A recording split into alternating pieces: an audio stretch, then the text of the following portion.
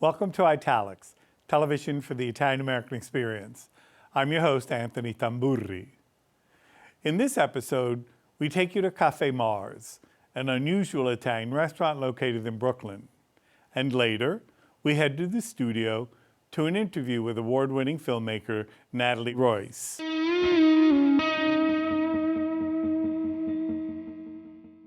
We sit down with chef and co-owner of Café Mars, Paul Davino. Since opening in May 2023, Davino and his team have been inspired by contemporary Italian culture, not just old recipes. The restaurant embraces creativity and experimentation while remaining grounded in a sense of a place and heritage. Food becomes a way to tell stories, connect generations, and explore what it means to be Italian today. You can eat if you can't cook, but you can't cook if you don't love to eat.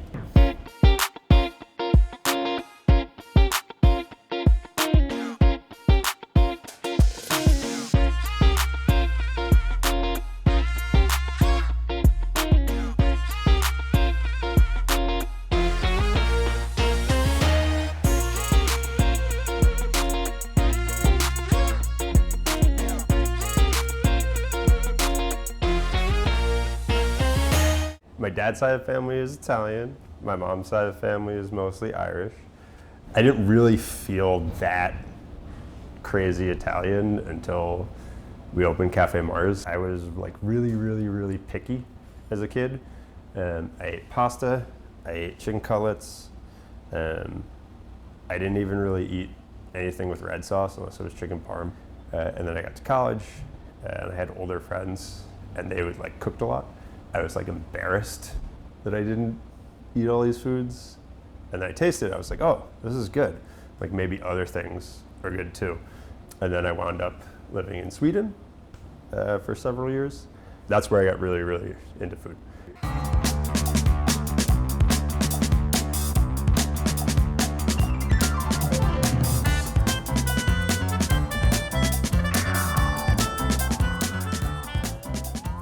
Café Mars is an unusual Italian restaurant. Italian cuisine tends to be very rigid, both here and in Italy. In Italian culture, there's a really strong avant-garde progressive movement in most facets of culture, in design, in fashion, in sports cars, in architecture. And food tends to be this is the way. If you don't do it this way, you're wrong. So we're trying to sort of take cues from all those other really open-minded aspects of Italian culture and imagine and look at everything that can be Italian. Maybe we're making a dish that's really straightforward and traditional, but someone had been reading about some architectural movement and that winds up affecting how the plate looks. You can't be double weird. You can have a off-the-wall flavor combination, but you have to set it in a familiar technique or plating style. If you have a really out-there technique, you need to use familiar ingredients so you don't completely unbalance people. We like to read a lot about perception science, all the things that happen around you that affect how taste and perception of flavor works. If you have anything to do with making food, you will think it's more delicious than if you didn't. So we try to incorporate interaction as much as we can in a dish. If you eat things with your hands, you will think they're more delicious than if you ate them with a knife and fork. So whenever we can, we try to have things like that on the menu. Café Mars has this really interesting oscillation between the avant-garde and the tradition, right? In merging and smashing them both together, right? And as you talked about before, what you're doing is not fusion, it's kind of its own thing. How do you see what you're doing in the kind of greater scheme of New York City food culture and Italian-American food culture in particular? First, I would say that all food is fusion. There are outside influences and internal influences on everything that affect everything. It's just like language. It's always changing. There is no pure, true anything. So when we decided this was going to be an Italian restaurant, but not the one that you're used to, it was like, okay, well, when people think of an Italian restaurant in Brooklyn, they think of dark hardwood, Chianti bottles, candlelit, and there's just a lot more. Like, Italian design is world famous. And to me, and I think to anyone who's spent time in Italy, this restaurant looks very Italian.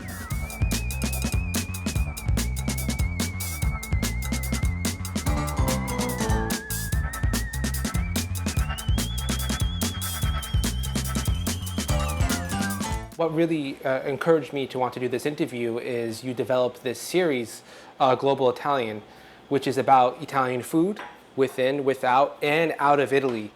What inspired the creation of Global Italian, and how do you select the regions that you focus on?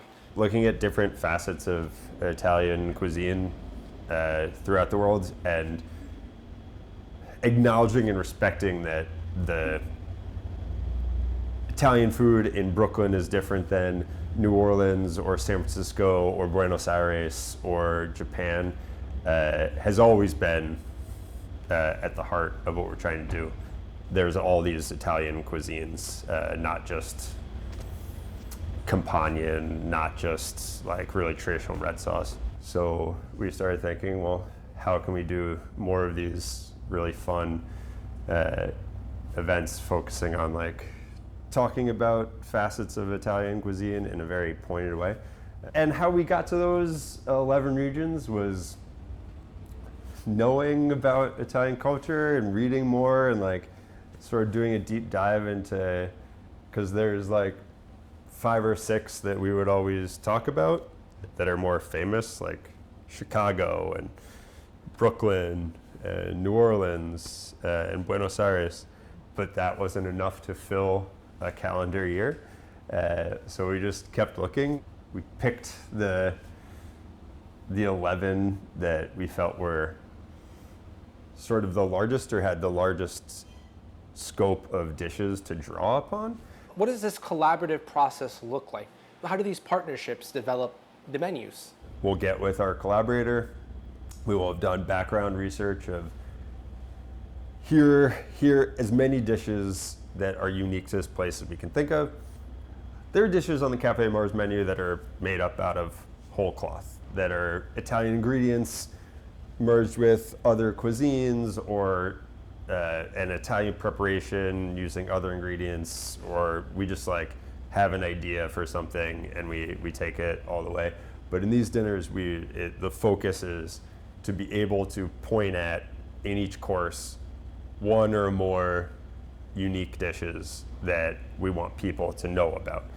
So we take those dishes, we pick the ones that we most want to look at, and then we run them through the lens of Café Mars. In developing this list, one region that we felt was vital was that Italy invaded and then failed to colonize Ethiopia and briefly Eritrea. And we knew that we had to address that, but we didn't feel like it was our place to create a menu about Italian attempted colonization in Ethiopia and Eritrea by ourselves. You put us in touch with Kristen at Cento World, and she wasn't available, but she was like, hey, there's this woman, Belena Sedapani, her mom is Eritrean and her dad is Sicilian, and she grew up in New York City at their bakery. Ask her. And so I did, and I explained it to her in 2 minutes, and she immediately said yes and was like, I can do it in 3 weeks. And what we arrived at in conversation with Belena and her mom and her grandma was celebrating Ethiopian coffee ceremony. Buon pomeriggio bellissimi. I am here at Café Mars, and we are getting ready for this evening's pop-up dinner. I'm very, very excited.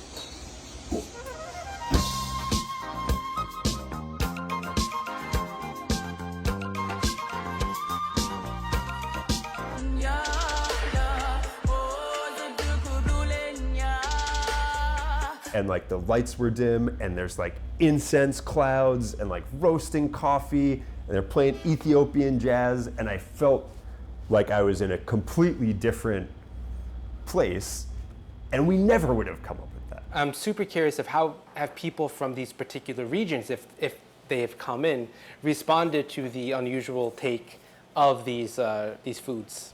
We are very lucky here to have just an absolutely wonderful group of guests who love coming to Café Mars and are curious people, and the reaction has been wonderful. There are 70 to 80% of the guests on a given night for a global dinner have been to at least one, if not 3 or 4 or all of them, which is like so wonderful to us because we know the long-term story that we're telling, and it's so rewarding and wonderful to have people that are along for the ride and are learning with us. Like, we didn't know all the things about all of these regions when we started, so like we're also learning, and it's really fun to have people along with us. There's still a few more regions left in this series. Is there a particular one that you're looking forward to working on? If I have to pick one based solely on the region, it would be Japan. In my career, I developed like a really big love for Japanese food, which is like very similar to Italian food, I think. When I do like tours of the restaurant for new staff and talk about that we're looking at how Italian cuisine is different in Brooklyn or San Francisco or Buenos Aires, I always mention that there's Italian cuisine in Japan called itameshi, which was developed without any input from Italians whatsoever, which is perhaps the best way to do it. There was no one to tell them that they were breaking rules. They either went to Italy or just read about it and made something that made sense to them where they were. There is such an overlap between the two cuisines. There's maybe 2,000 Italian people that live in Japan, maybe. And also the place where every other culture's everything reaches its pinnacle. You want to have the best baguette you've ever had in your life? Go to Tokyo. You want to have some of the very best pizza you'll ever have in your life? You go to Tokyo. When your average diner comes and has your food and walks away, what do you really want them to walk away with? I want them to have had fun.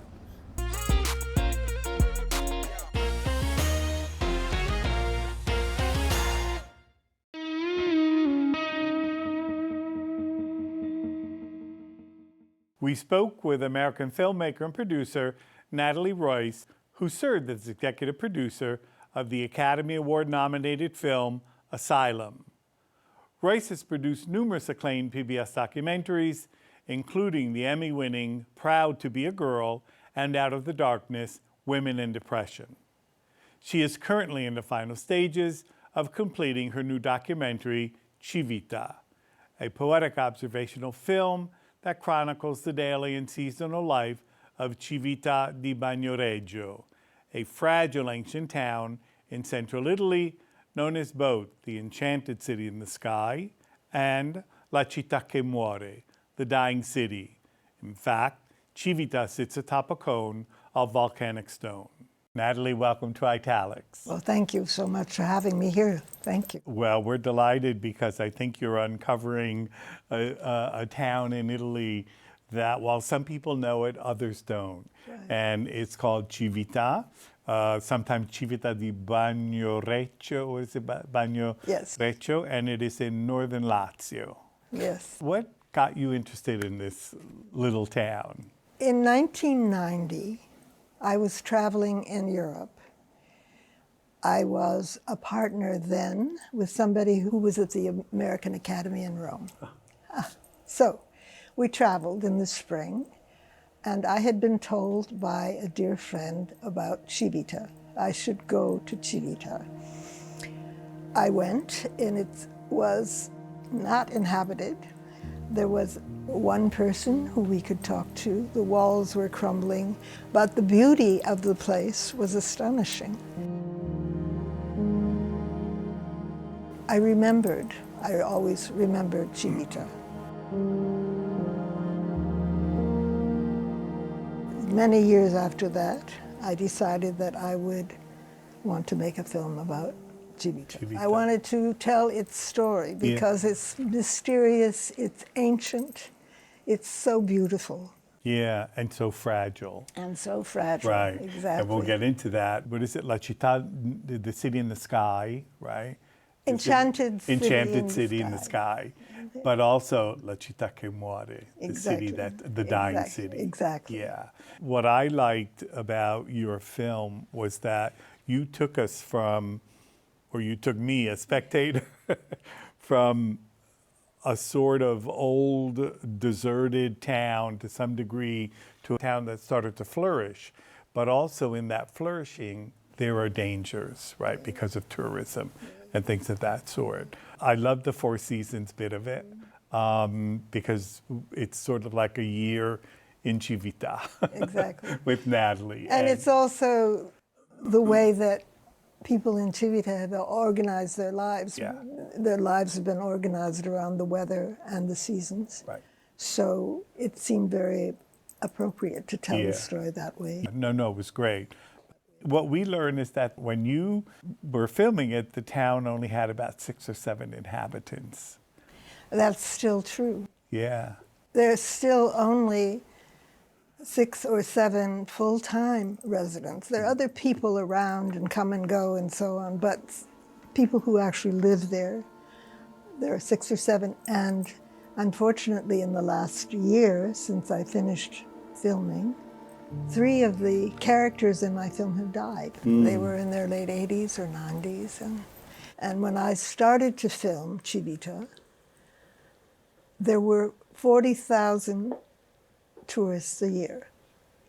There are now 1.5 million A year? tourists a year.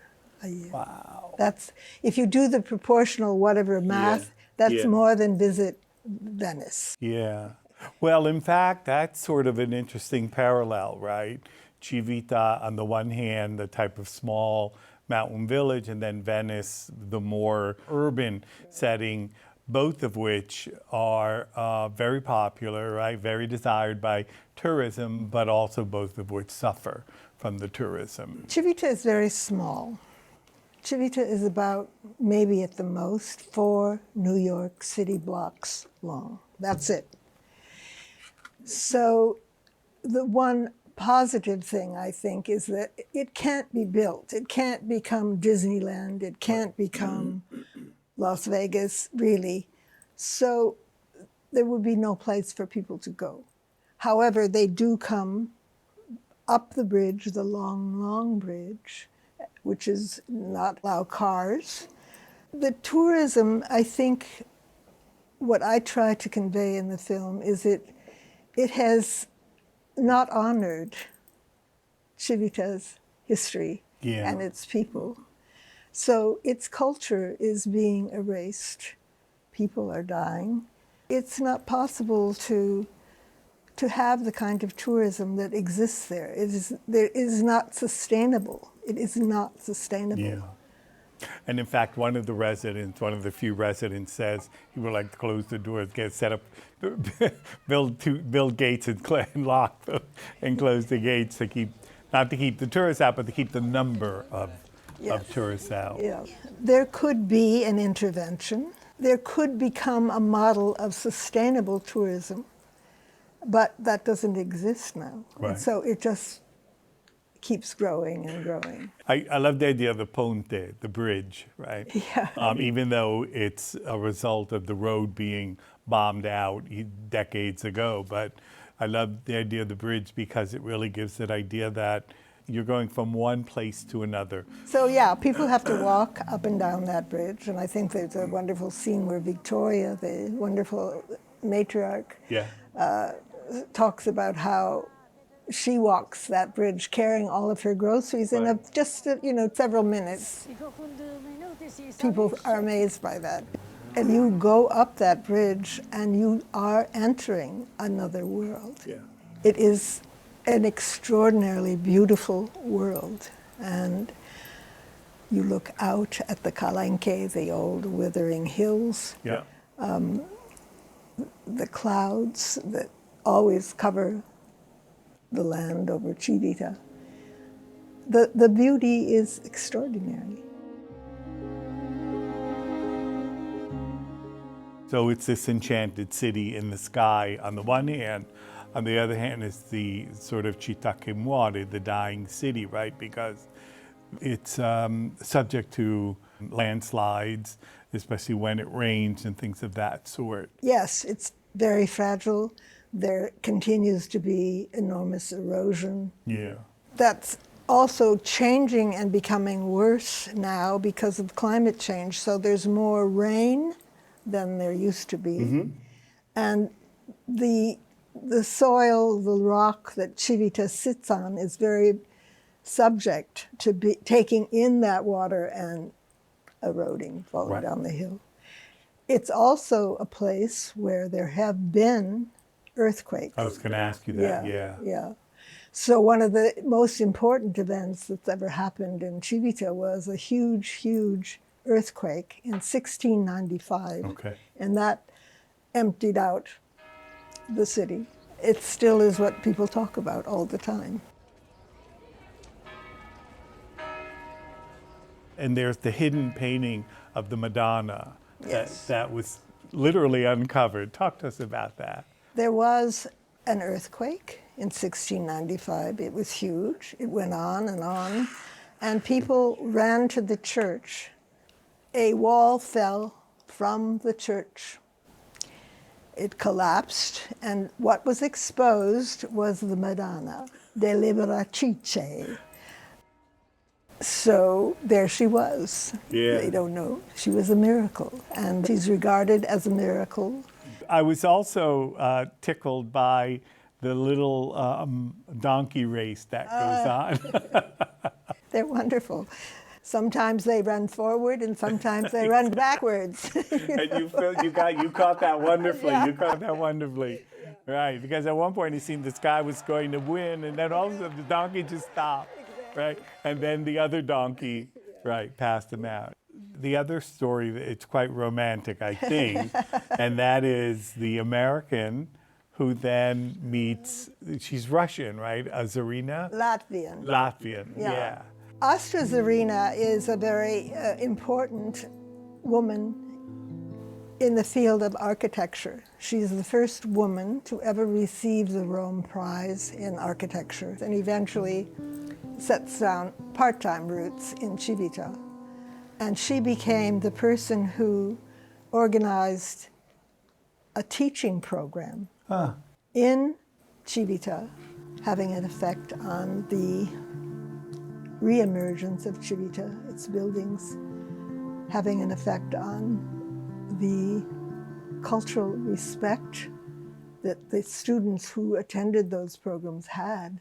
It's a little bit of a different mentality, I think, from here we just knock things down and build new buildings, right? But in Italy, knocking down old buildings is not a concept. Right. Yeah. And that is, to go back to the very beginning of our discussion, that's certainly one of the things that I loved about Civita was its ancientness and its preservation. I think that there's only one public restroom in Civita. Oh my. So, oh my. So there's been For 1.5 million tourists, that could be problematic. So there's a a demand to have more facilities created. There's a new restaurant, or I should say, a restaurant run by someone who seems to be under 50. Maurizio, who is the person who runs the restaurant. He is the son of Sandro. He is the grandson of Vittoria. So Okay, so there's that lineage, okay. And he is an incredible chef, but he also carries with him the history and the love of his family and of his town. This is a project you've been working on for a while. Yes, So you said you first went there in 1990? that's correct. Yeah. And then when did you decide, I've got to do something? I started making the film in 2012. I lived in Civita with the people in the village. Each season, not necessarily consecutively, Yeah. each season I lived there for about 6 weeks each time. On the one hand, you would just be a regular old citizen there, and on the other hand, you'd be a filmmaker, right? That's correct. Yeah. And you can see in the film, there are scenes where I'm filming and somebody will come by and wave. So Yes. people knew about me and they accepted me. So I had to haul my groceries up the bridge, you know, Like anyone else? like anyone else. I had to do that. And deal with, for example, in the summer, the excruciatingly Heat. the Yeah. heat, yes.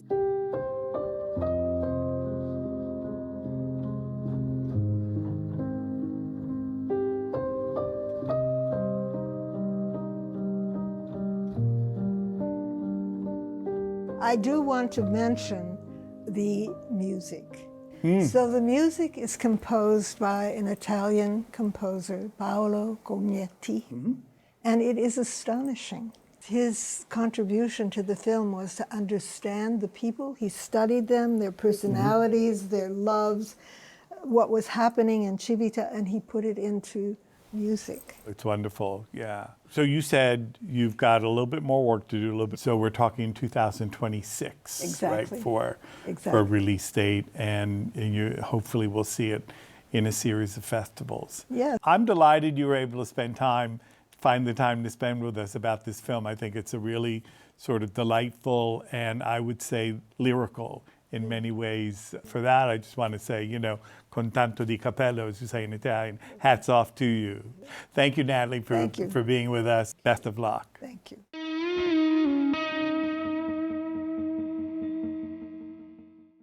Thanks for watching this episode of Italics. I'm Anthony Tamburri. Arrivederci alla prossima puntata.